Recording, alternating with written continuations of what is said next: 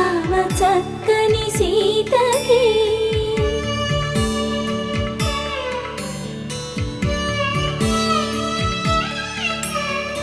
ఎర్ర జాబిలి చేయి రాముడేడని అడుగుతుంటే